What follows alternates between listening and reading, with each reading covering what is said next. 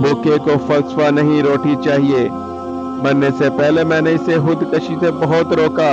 इसने पूछा, खाना लाए हो? मैंने कहा, जिंदगी से हारना बुज़दिली है, मगर मेरे बच्चे कई रोज के भूखे हैं। मैंने कहा, रोटी का सामन तो अल्लाह है।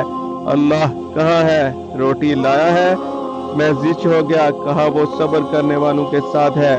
क्या भूखों के साथ भी अल्लाह है?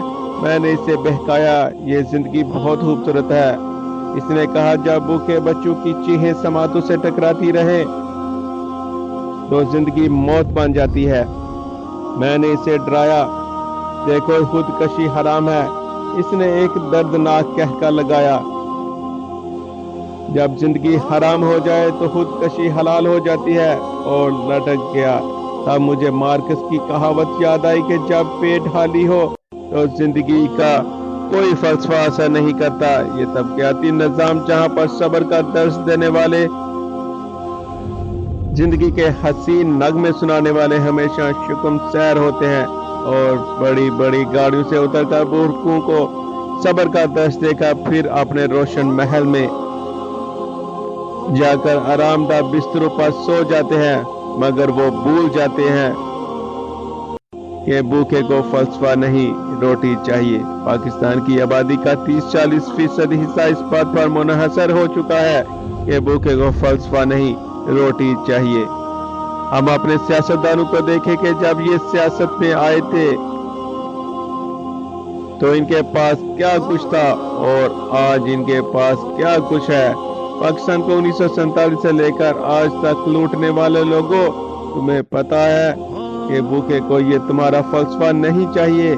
भूखे को सिर्फ पेट में रोटी डालनी है, पेट की आग बुझानी है। हमारे जितने भी यहाँ पर उम्रा तबका है, ये अयाशी करने के लिए दुबई जाता है।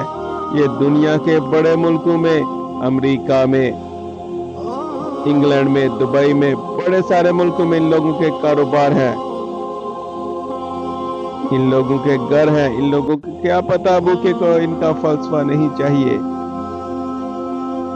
लेकिन सुबह से शाम तक टीवी पर एक फलसफा चल रहा है कि पाकिस्तान को हम स्टैब्लिश कर रहे हैं, पाकिस्तान को हमने ट्रैक पर लगा दिया है।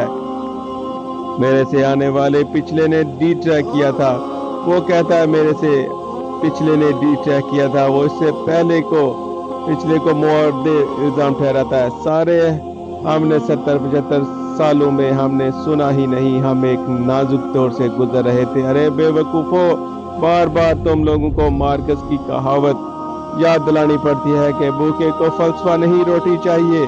अगर तुम लोगों ने यही रवश रखी और अपनी रवश को ना बदला तो पाकिस्तान एक बहुत खतरनाक हालत की तरफ जा रहा है। खुदावंद करीम से दुआ है कि पाकिस्तान को अपना रहम करम रखे, और खुदावंद करीम पाकिस्तान को अपने हिफ्ज़ व ईमान में रखे। पाकिस्तान ता क़यामत शाद।